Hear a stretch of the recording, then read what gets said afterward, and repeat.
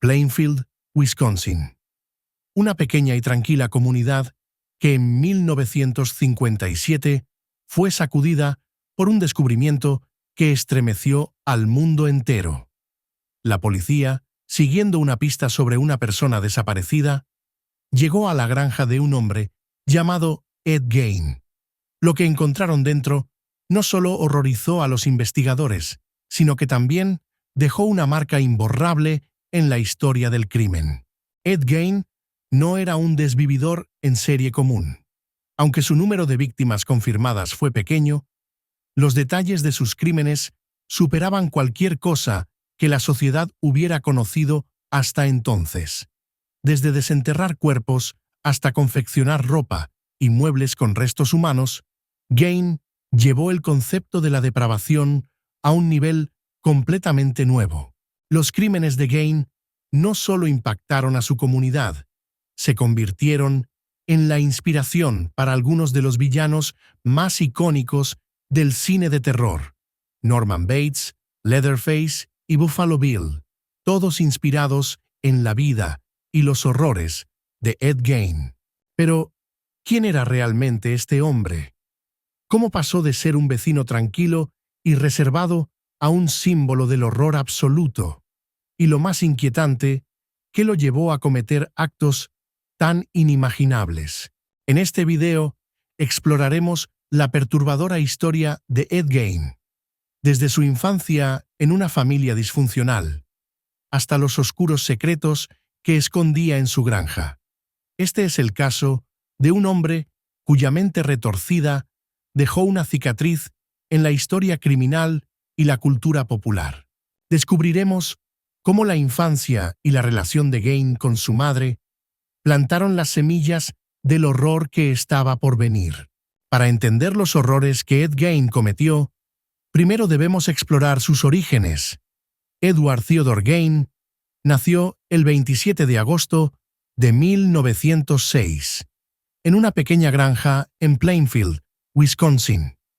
Desde el principio, su vida estuvo marcada por el aislamiento, la tragedia y una relación tóxica con su madre.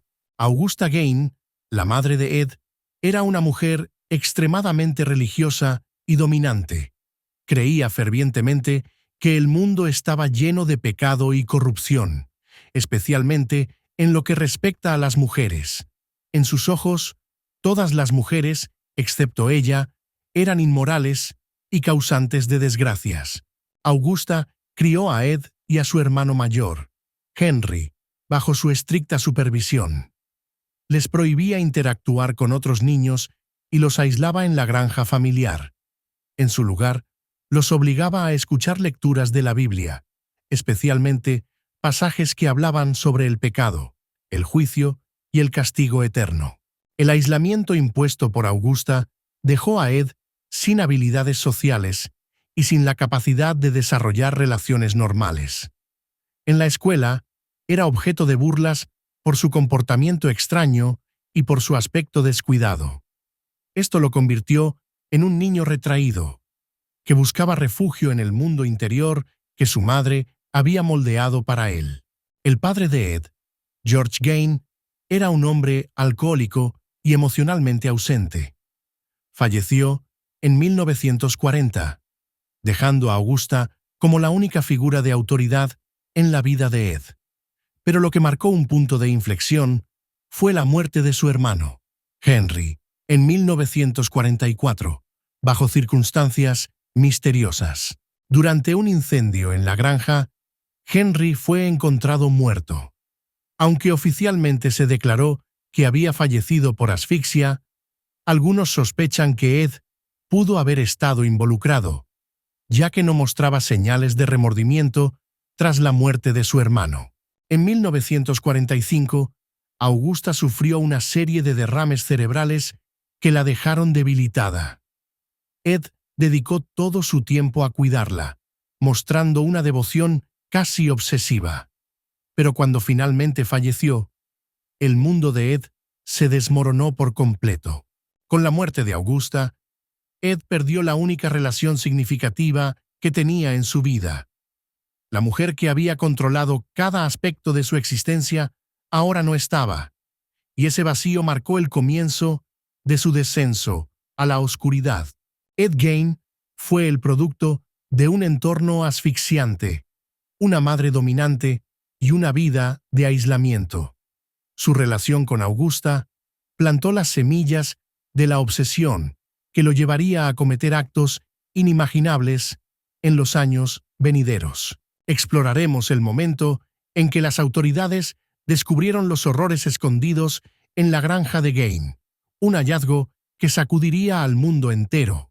Todo comenzó con la desaparición de Bernice Warden, una respetada dueña de una tienda de comestibles en Plainfield, cuando su tienda permaneció cerrada inexplicablemente y los vecinos comenzaron a preocuparse. Las autoridades fueron notificadas. Lo que parecía un caso común de persona desaparecida pronto se convertiría en uno de los descubrimientos más macabros en la historia del crimen.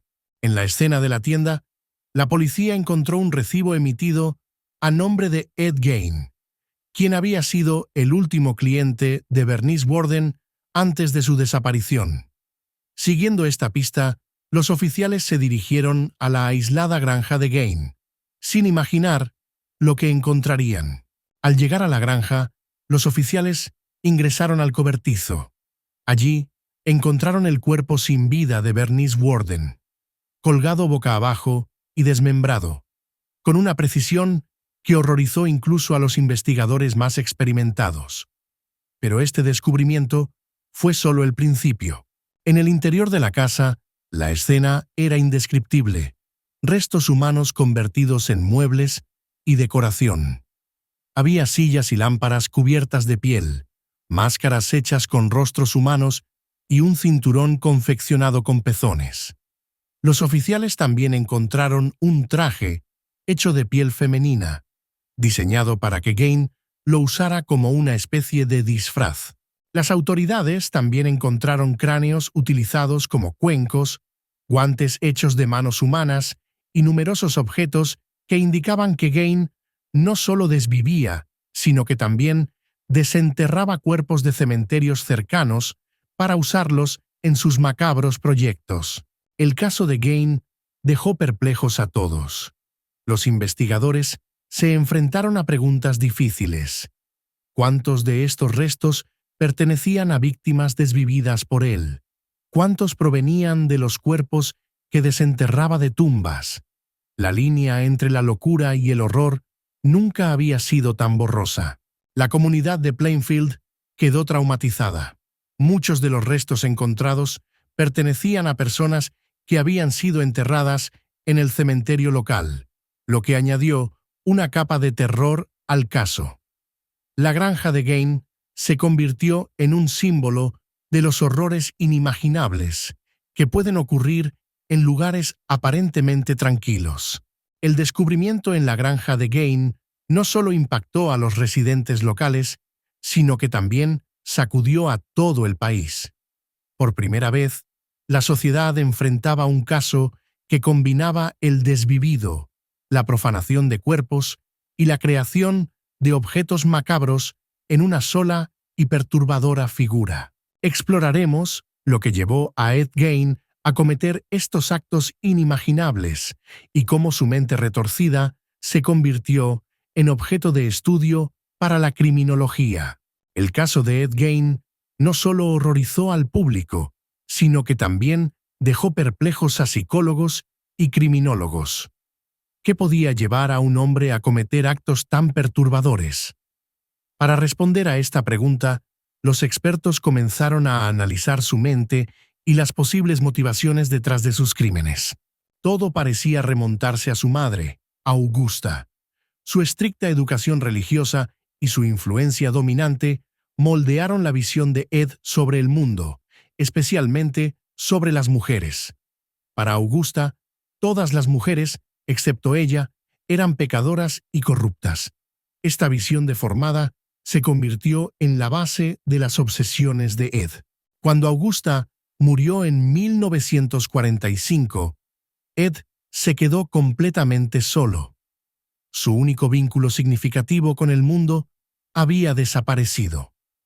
Esto marcó el comienzo de su descenso a la locura, ya que intentó desesperadamente mantener viva la figura de su madre de maneras macabras e inimaginables.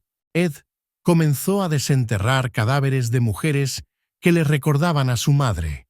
Estas acciones no eran impulsadas únicamente por la violencia, sino por un deseo de reconstruir a Augusta. Su objetivo era confeccionar un traje con piel humana que le permitiera convertirse en ella. Los psiquiatras diagnosticaron a Gain con esquizofrenia. Sus actos eran una forma de enfrentar su profunda soledad y sus traumas infantiles, canalizando su obsesión de maneras inimaginables. Ed Gein no encajaba en el perfil típico de un desvividor en serie. Su motivación no era el placer de matar, sino un intento distorsionado de preservar una conexión emocional. Su caso se convirtió en un ejemplo extremo de cómo la crianza y el aislamiento pueden alimentar comportamientos monstruosos. En 1957, tras el descubrimiento de los crímenes de Ed Gein, el caso fue llevado a juicio. Sin embargo, desde el principio, quedó claro que su estado mental jugaría un papel clave en su destino. Gein fue declarado no apto para enfrentar un juicio debido a su esquizofrenia paranoide. Fue enviado al Hospital Estatal de Wisconsin para recibir tratamiento, donde permanecería bajo observación psiquiátrica durante años. En 1968, tras años de tratamiento, fue declarado apto para ser juzgado. Durante el juicio, Gein confesó el desvivimiento de Bernice Worden, pero insistió en que no recordaba haberlo hecho. Finalmente, fue declarado culpable, pero nuevamente considerado mentalmente incapaz. Fue sentenciado a cadena perpetua en un hospital psiquiátrico. Para muchos, la sentencia fue controvertida. Aunque estaba recluido de por vida, algunos sentían que la locura no era una excusa suficiente para sus actos.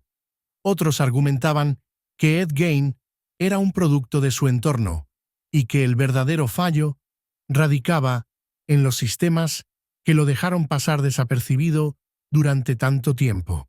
El caso de Ed Gein trascendió más allá de los tribunales y los libros de historia criminal.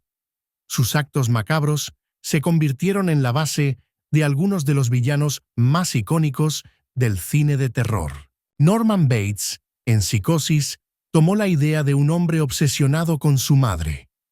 Leatherface, en La masacre de Texas, llevó los elementos de los objetos hechos con restos humanos a otro nivel. Y Buffalo Bill, en El silencio de los inocentes, reflejó el deseo de confeccionar un traje con piel humana.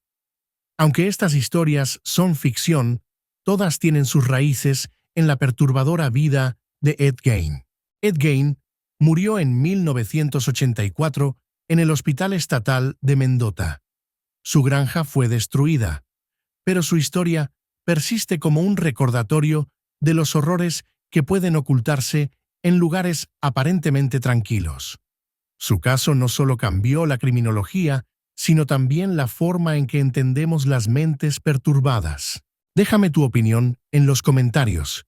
Si te gustan estas historias, no olvides suscribirte, darle like y activar la campanita para recibir más contenido como este. Gracias por acompañarme en este oscuro recorrido. Nos vemos en el próximo video.